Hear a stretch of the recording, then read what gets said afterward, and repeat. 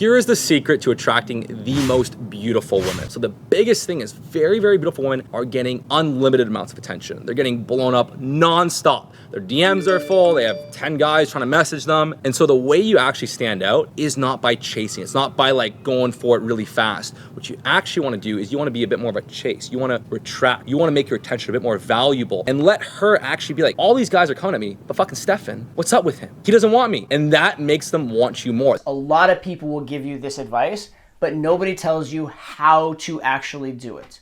Everybody knows you should be hard to get. Everybody knows you should be a challenge. Everybody knows you should put value on your attention and your time. But in practice, how do you do it? Nobody teaches you that part. Beyond that, this is only half of the problem with getting hotter girls. There's actually one huge fundamental problem that guys need to solve before they're even ready for this advice. So that's what I'm gonna go into in this video. Number one, this is great advice, but how do you actually apply it? And what is the even bigger advice you need to know first? Really hot girls are getting a lot of attention. And because of that, they're very accustomed to it. Even more so than the volume of attention, they're getting a certain type of attention over and over and over again, which is they're getting guys putting them on a pedestal, kissing their asses, telling them how beautiful they are, etc. So if you do that exact same thing every other guy is doing, it's very true you are not going to stand out. And it's very true you're not going to have more value than any other guys that are doing that type of thing. It's also very true that hot girl or cute girl or whatever, putting girls on pedestals simply is not a useful tactic. It's not like this tactic works really well with cute girls. The fact of the matter is, a lot of times guys get the cute girls because they're not putting them on a pedestal so much. So this is good advice as far as it goes, but how do you actually apply it? I can tell you all day long, put value on your attention. That sounds great, and it is true, but how the f do you do it? How do you make the girl value your attention? And that's the piece everybody misses. That's what I'm gonna get into right now. What specifically can you do to make her want your attention more? So let's start out by considering two different situations. Situation one, you're in a social circle with the girl. You either have friends in common, you go to school together, you do an activity together. So you're in a situation where you're gonna see this girl over and over again. Situation number two, you've never met this girl and you're walking up to her cold. In the social circle situation, the advice given in the video is actually somewhat applicable because you are going to have some accidental normal interactions with the girl. If you are treating her differently than other girls and you are having a pattern of behavior slowly over time that's in your favor, it will be noticeable. And so simply being a little less available or being a little more dismissive or throwing in an occasional tease here and there would be enough to start the process potentially of setting yourself apart. And you would have potentially weeks or months for the girl's impression of you to form. And so having vague general advice in that context kind of could work. So in that specific environment, the vague general advice of be a little more aloof, be a little less available, give her a little more of a hard time occasionally, value your time, do something else instead of paying all your attention to her, that may be enough to start to make some kind of difference because you have many, many, many reps of it and you have a long time for it to work. But when you're talking about walking up to a girl cold, it's a very different scenario because you need to make that impression very, very quickly. And also, by the very process of walking up and starting an interaction with her, you already have in some way potentially put her on a pedestal or shown some interest. So a subtle lack of interest after that is not going to get the job done. You need to do a lot more, a lot quicker. And the beautiful thing is, if you learn the skills you need to do to get that interest walking up to the girl cold, they're like nuclear weapons in that social circle, right? So if you can do it in that tougher environment, it becomes actually incredibly easier in that easier environment. So let's talk about that paradox. You walk up to a girl, you've shown the interest by walking up to the girl. How can you possibly not be putting her on a pedestal? How can you possibly not be needy in that environment? And for this, I want to give you a metaphor. Let's say you walked onto a car lot and you looked at a particular car and the salesman came up to you. Now you have done a lot to show interest in that car already. You got out of your house, drove to the car lot, you went out of all the cars there and you selected that particular car that you're looking at. You've shown interest in the car. However, how is the interaction between you and the salesman going to proceed? Are you going to have to sell yourself to the car? You'd be like, listen, I want to tell you, I'm going to give a really good environment to this car. I'm going to put it in the garage every day. I'm going to get car washes on a regular basis. I'm going to fill it with like premium gas, right? No, absolutely not. That's ridiculous. right? Just because you showed some interest in the car doesn't mean you have to sell yourself to the car. The way that interaction is going to go is the salesman is going to sell that car to you, and you're going to be very critical. You're going to be going in there and saying like, does it really get this kind of fuel efficiency? I don't know, I was really looking for, the leather interior. I'm not so sure if I like this one. I might need a discount for that. Just because you approached the car instead of the car approaching you doesn't mean you have to be the one to sell yourself. Similarly, when you talk to a girl, it's the same thing. The frame, and by the way, what I mean by frame is the outlook you have over the interaction. The frame you should have when talking to a hot girl that you approached is, you got my attention, now it's your job to keep it. Or how about, I'm interested, but I'm not yet sold. So a lot of times, if I go up and talk to a hot girl, number one, I'm not going to go up and just compliment her as the opener usually. You can say, hey, you're cute, I wanted to meet you. But you are in that case already giving your value away. And especially with the hottest girls, I stay very far away from that. What I'd rather do is a semi-direct opener. Something like, hey, I liked your look, or you seemed interesting. So it's not quite so direct. Or if possible, just a comment that's interesting. Like, wow, that is a crazy outfit you're wearing, which it's potentially neutral. It's not necessarily giving your power away. But regardless of what I open with, the next idea I want to have is, so you got my attention, now who are you? And I'm going to find positives, find negatives in that. So the way you want to look at this in a way is almost like you're doing an interview for the role of girlfriend.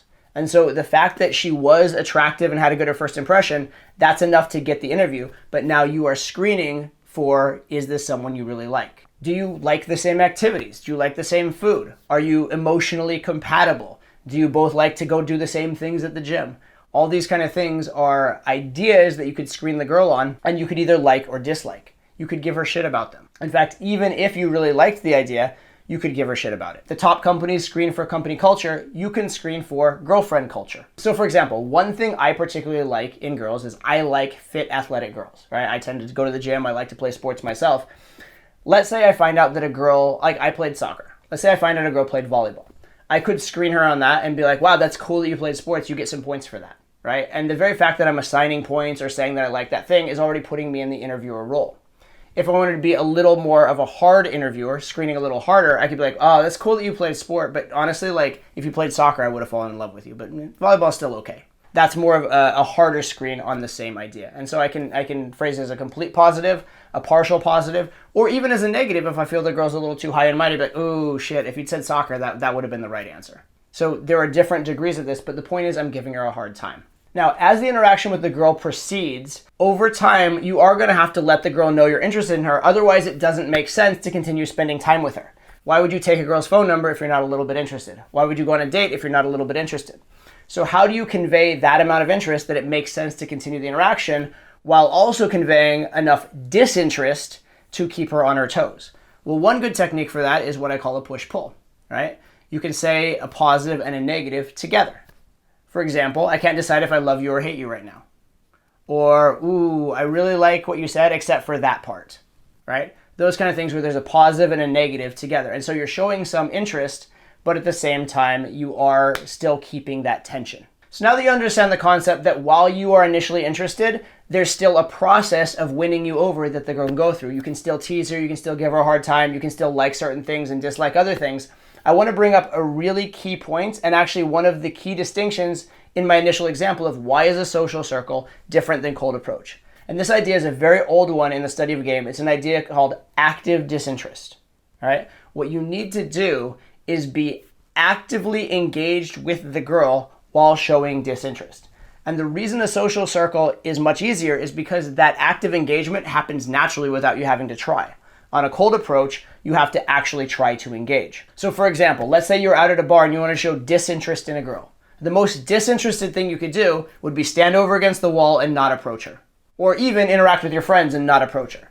If you did that, that would be completely ineffective because she doesn't notice you not interacting with her. You're not even on her radar yet. What you need to do is go interact with her enough to be on her radar and yet make the nature of that interaction polarizing and have some negative spikes to it. So one of the best examples of this in practice is actually how you would approach a group of girls rather than a girl by herself.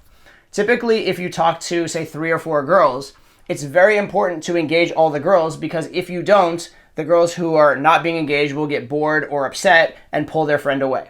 So even if you had a great interaction with the attractive girl you're into, her friends would drag her away. You need to engage everybody. On the other hand, if you're just engaging everybody the same, it becomes a very friendly, platonic interaction. It's not man to woman at all. And finally, if you're talking with a girl who usually gets much more attention than her friends, if you just talk to them all the same way and don't do anything polarizing or standing out, or especially if you do things to put her on a pedestal and kiss her ass, you're not going to make an impression.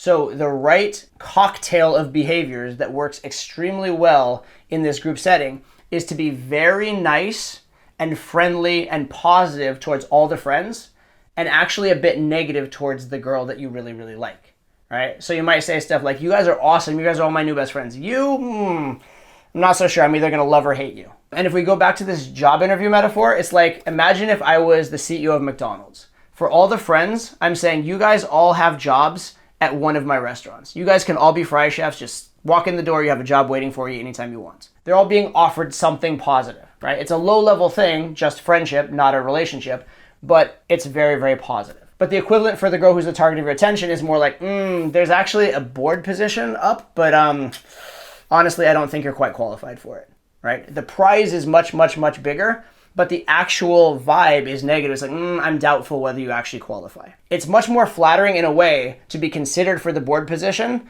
than to be, given the fry chef position. But at the same time, there's much more tension and it's unlikely she's going to get anything. That's the difference, right? So she's being screened for relationship. So it's a much more prestigious position. It's a much bigger compliment to be considered for a board position than given a fry chef position. But there's also a ton of doubt over whether she'll get anything at all. So let's talk about the ideal progression, again, in that cold approach scenario of what the girl should sort of feel. First, she should feel like, I'm interested enough to talk to you, but I'm really unsure about you. I don't think it's going to work out. Then over time, as you spend more time together, of course, you can't stay with her for that long without indicating you like her a little bit. Hopefully during that time, she's participating and also showing some signs she likes you. So then it shifts from, I don't like you, or I'm not sure if I like you, to you're starting to win me over and you're starting to like her a bit more. As you spend more time together, you get to a point where you're making out, you spend a lot of time together, you're on multiple dates, you're in a relationship. Of course, it's clear you like her, but now it's, I like you, but. I like you, but I still have reservations. I like you, but I'm not ready to sleep with you yet. I like you, but, let's keep it casual. I'm not really into a relationship yet. So there's still that tension. There's still that uncertainty over where it's going, and she still has something to reach for. She still has a prize slightly out of her grasp to aspire to. And again, to make this advice holistic to all situations, you can see in that social circle situation, this active disinterest is actually much easier to achieve because you don't have to go out of your way to approach, because you are going to keep the group's attention simply by being a member of the group. So you can do all these same things, the same general tactics apply, the same general ideas apply, but they're much easier to do because you don't have this underlying aspect of having to keep their attention at all times. So far we've talked about, first of all, your frame, the attitude you have when talking to these hot girls, how you should be the one deciding whether you like her as opposed to trying to win her over. Secondly, we've talked about some specific tactics. We talked about the push-pull, where when you're showing interest, you also give a little bit of a negative spike, so you're not giving too much interest, you're not giving too much value away. We've also talked about the idea of screening and qualifying, right? The idea of her having to earn your attention and you saying, oh, I like that, oh, I don't like that, etc. So those are a really good place to start. Once the girl does value your attention a little bit, now there's another tactic you can use as well, actually two, which are takeaways and disqualifiers. And a disqualifier is like the push-pull, but without the positive side, right? Sometimes you're just like, ooh, I don't like that you said that. Or, ooh, you're kind of losing me there, or something like that.